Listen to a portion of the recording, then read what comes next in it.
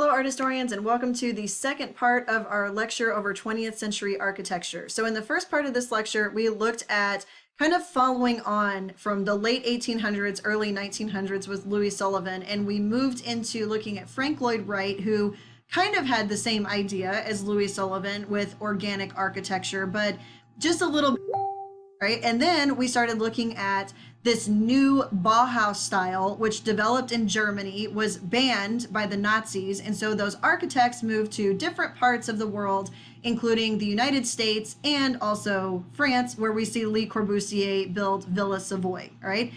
In America, the international style is really going to grab on. And if you think about this in the early 1900s after World War I, America is riding a high. Like, we were the saviors after World War I. Before we entered our depression, we were doing very, very well.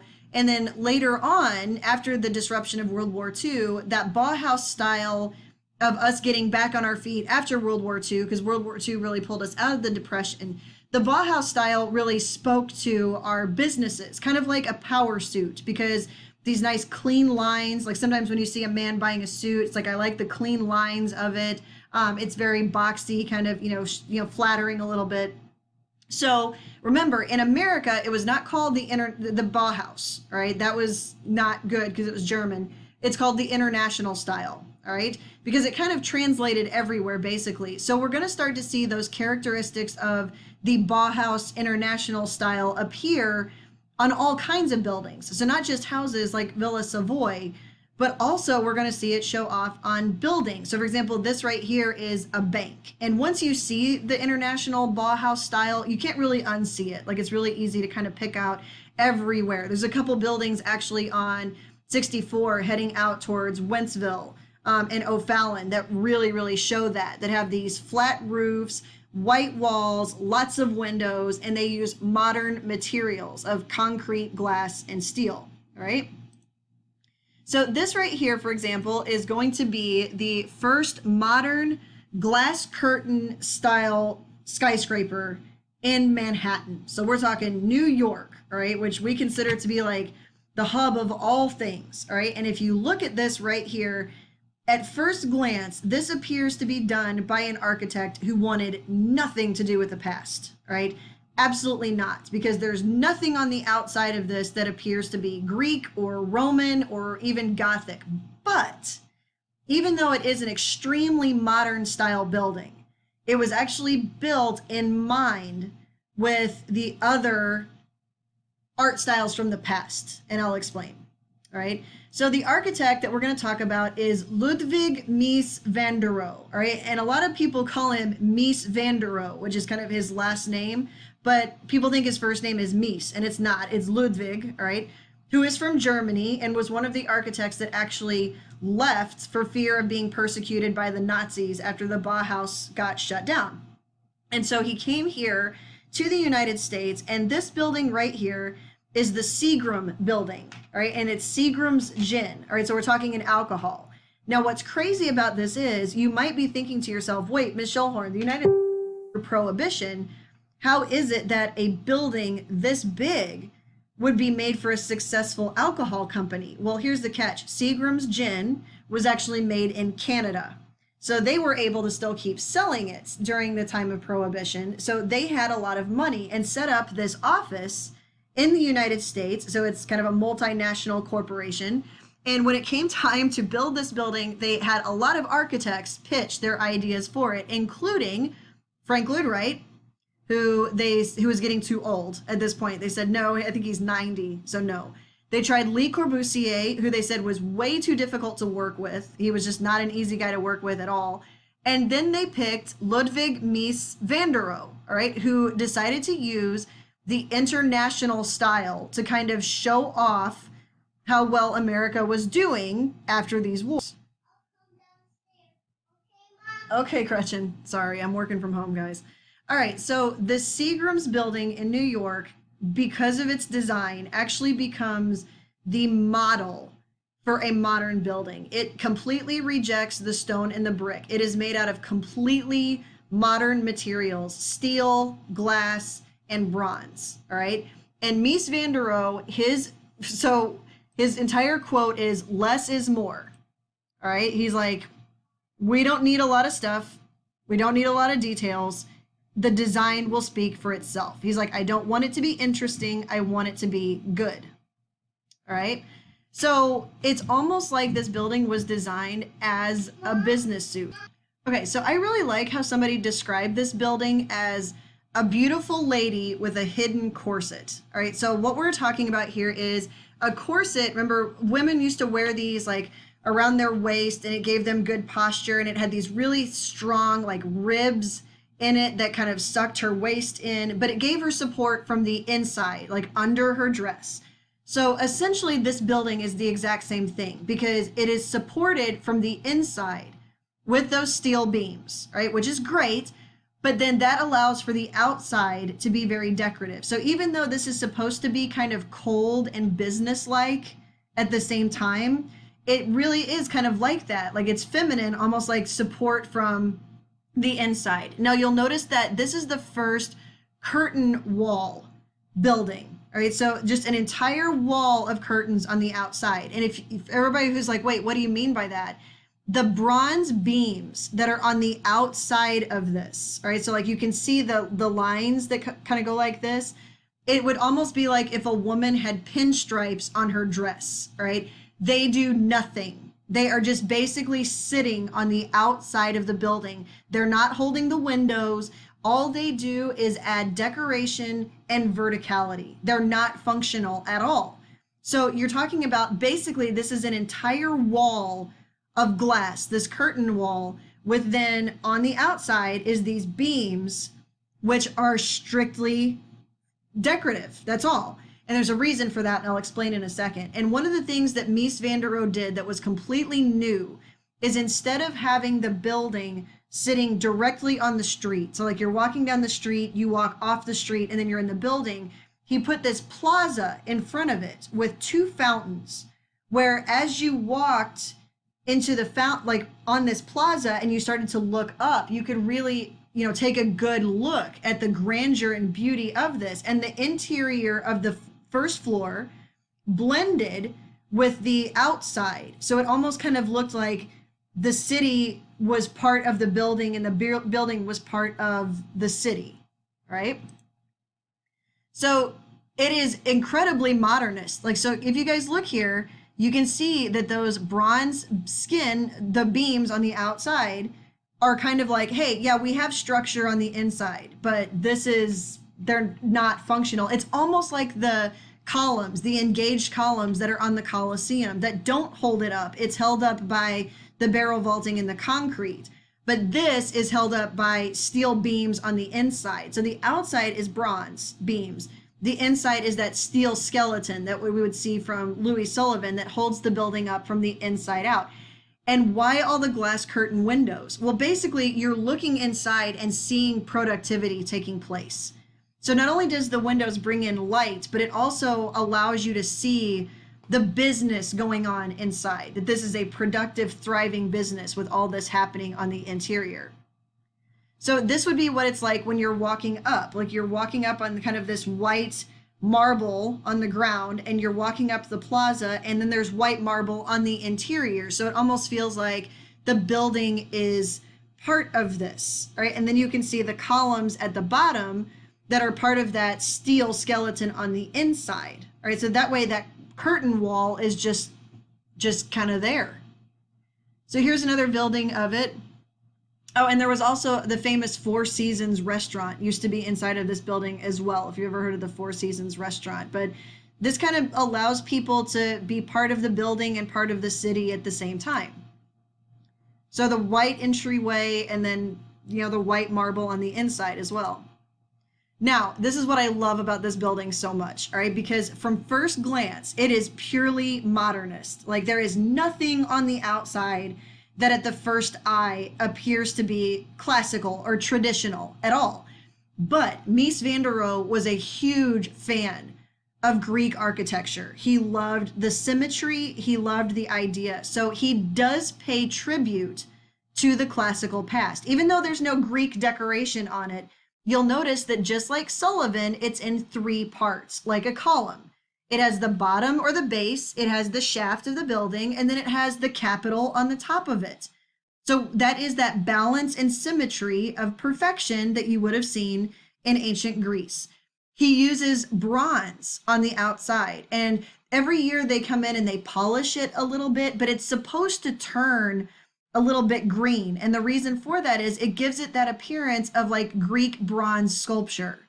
And then he uses Roman travertine marble as kind of a tribute to Roman engineers as well. So he's paying homage to the classical past, even though he's not showing it. And you think about this, you have these huge walls of curtain glass.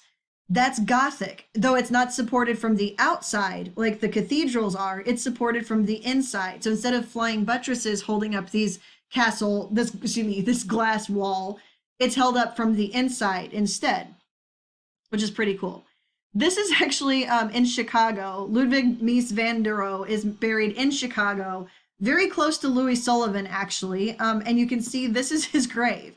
And it's that less is more mentality, even in death. Like, it's literally just that. It has his birth year, his birth date, and his name. And that's it. And he kind of just sits there off by himself on Architect Alley. Now, okay, so all this time, all right, so basically up through the 1800s, architecture was that classical tradition past, all right? We see Romanesque, we see Gothic, and then we see them with the Renaissance go back to Greek and Roman tradition. We stay there through Baroque, we stay there through Romanticism. Romanticism starts reviving some other things from the past, right?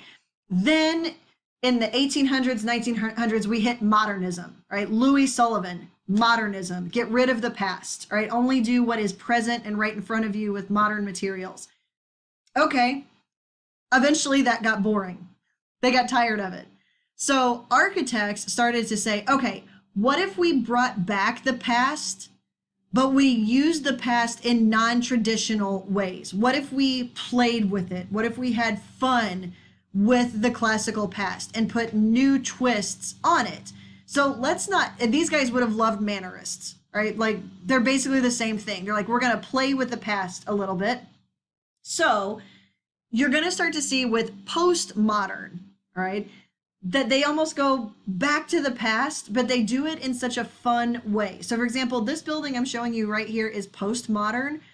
It's a bank, and it looks like it could be like, you see the pediment at the top and you see the columns, but it almost is like they went whoop, and then it almost has sound effects like Baroque does. And then you've got the columns, but they look really weird and stretched out. Like, they're playing with the past, they're having fun with it, and that's what postmodernists are about. So for example, this is Roman Piazza, which is kind of like the Roman Forum and the Forum of Trajan in New Orleans. But you'll see, like, instead of making it marble, they made it neon, and like, it just looks, they're playing with the past and having fun with it. So the architect that we're going to look at for postmodern architecture is Robert Venturi, who actually just died, I think, in maybe 2015. I know it hasn't been that long ago, and he was working all the way through his life, and he loved to take the classical past and play with it. He liked Baroque, he loved Mannerist. He was like, I like the past, but I want to do something different with it. I want to play with it and have fun with it. And his VANNA Venturi house, which I believe was built for his mother, I can't remember, or a friend's mother, was like, you know what? If Mies van der Rohe is going to say less is more, I'm going to say less is a bore. Like, we need to have fun, like more details, more stuff. Let's play with the past in any way that we can, whether that's the recent past or the far past. All right. So for example, this is VANNA Venturi in Philadelphia. And if you take a look at it, it's got a pediment, the triangular part, which is really low to the ground and really wide, and it's broken. And then it does have the bottom part of it, but it's very, very small. And then he puts an arch on it, but it's just stuck onto it like a decoration, and it's not functional or supportive in any way. And if Greek is balanced and symmetrical, this is not, right? It's it's making fun of the Greek past. Like there's a window that looks like this on one side, and then on the other side, it completely doesn't match. This would have driven Corbusier insane. Like he would have completely gone off the deep end. So again, Venturi alludes to history, all right, but he doesn't build like it, all right? He references it. He takes things from the past. This is a really weird reference. I don't know if anybody's going to remember this, but if anybody plays Super Mario Brothers 3, there's a world in it, I think it's world 4, where everything becomes giant and all distorted. That is to me what Robert Venturi is. He's all about bringing back ornamentation. Remember, ornaments decorate a tree. So he's all about bringing back ornaments on the outside of the house. And he's all about decoration. He basically wants to drive the modernists nuts by completely distorting what they were doing. So the house they picked for the 250 is a house in Newcastle, Delaware. And in this, he mixes so much stuff from the past in a playful, fun way that people either really love it or they really hate it. So for example, you've got a pediment on the front with an arch in it. And then you've got what looks like Doric columns, but they're this thin, like they don't support anything. They're just there. The house is completely unsymmetrical, completely. I mean, just totally. And this is one of the front views of the house, all right? And you can see it's painted white, like a white barn, because this was out in the middle of rolling countryside. So he wanted to make it look like an old barn. So it's painted white, and then the roof of it is shingles, like barn shingles on the top of it. So it's like country chic meets Greek. All right.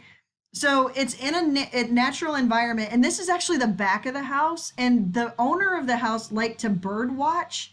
So I guess he thought that the arched pediment there that's just kind of stuck on the house could be a way for him to sit there and bird watch. It's a floating arch. It's the only reason he said he put the arch on it is to make it clear that this was not a barn, that it is a house. Because you could have confused this with a barn if you didn't put the arch, the floating arch on the outside that doesn't attach to anything or hold anything up.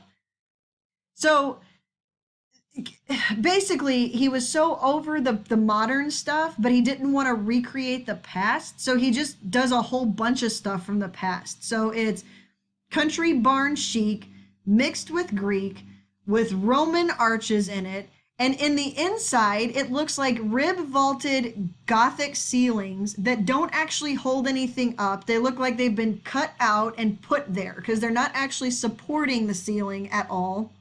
And then, like Venturi and Corbusier, the inside needed to match the outside. So you have a Gothic organ on the inside. And he was like, you know what? Buildings are complex, just like people. They have recent past, they have modern past. There's just a whole lot. All right, so I like to call it pasted on postmodern. Like he just took elements from the past and stuck them on the house, and they're not in any way, shape, or form what they originally functioned for. Now they're decorative and it's playful and they're having a good time with it. I just want to show you some other postmodernist buildings where they're playing with the past. So for example, this building right here that's got an entire Ionic column smack in the middle of it. This one, which could kind of look like any other building we've looked at in a distorted way. There's that bank. This is a postmodern Gothic, which I kind of love actually, but a lot of people hate. This is the Disney Swan or Dolphin. I can't remember if this is the Swan or the Dolphin. I think this is the Dolphin at Disney World. Postmodern. They took columns, put capitals on the top of it. It's got a huge pediment that takes up almost the entire thing. Postmodern. Another postmodern right here. Right, you can see up at the top. Go downtown in St. Louis. We've got a ton of postmodern buildings downtown in St. Louis. I just think this is really cool. Like just so neat. All right, so the last thing that we're gonna do is we're going to do a little change in continuity practice, and we're going to do a little comparison practice. So these are two important skills for us to follow, all right? So in the PowerPoint, you can find these two prompts. What I would like you to do is email me a response to these prompts, right? So here we have one that's change in continuity, and here is one that is comparison, all right? So what I would like you to do is either put it in a Google Doc and share it with me, or email me your responses to these practice prompts over 20th century architecture.